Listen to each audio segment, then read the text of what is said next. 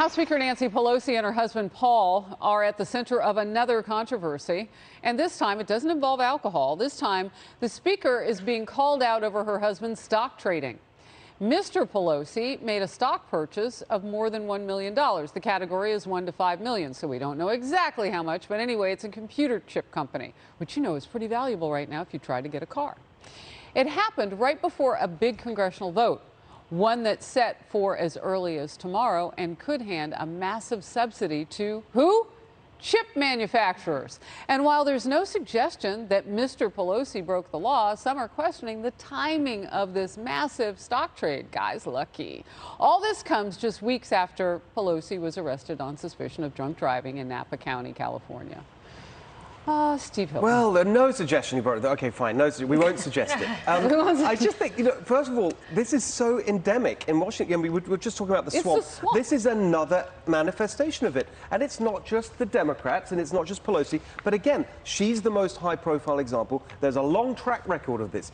Time after time, going back years, she's been involved in these kinds of stories, and there's no evidence, and we will say the same thing, and then you think, well, why isn't it illegal? I mean, what is going on? And then the other part of it would add in there is that there's a whole kind of hidden wiring of Congress that we don't cover enough, which is the committees, right? Most of the policy, the regulations that affect businesses who have an interest are done in these committees, the subcommittees on whatever it is, the chemical industry or whatever. And that is totally unscrutinized. And they go on these committees and they get donations from the companies that they regulate, and they get information because it's all so corrupt.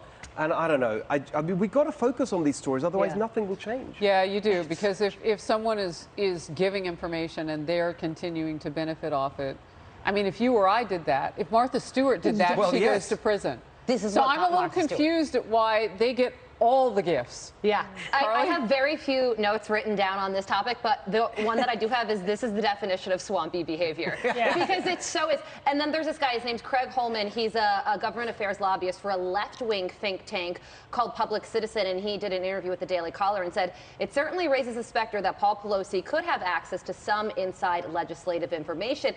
Here's the thing. This blows my mind.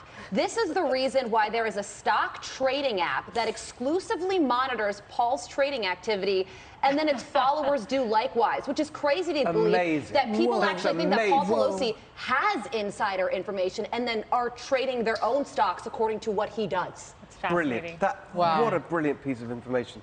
Wow. Yeah, that is fascinating. I will say this is the biggest proof I have that Paul Pelosi and Nancy Pelosi think they are untouchable. Because if you know you're being scrutinized in this manner, and they've been scrutinized in this manner since December at least, when they were talking about the Stock Act, the New York Post in January saying, Paul Pelosi did $30 billion in big bet trading at a time when Nancy Pelosi's regulating these companies. Even if there's no wrongdoing here, the appearance of wrongdoing. Why are you doing this when everyone's watching your trades? Nancy Pelosi didn't support that act initially, right? Then she changed. And then she had to change her mind. Yep.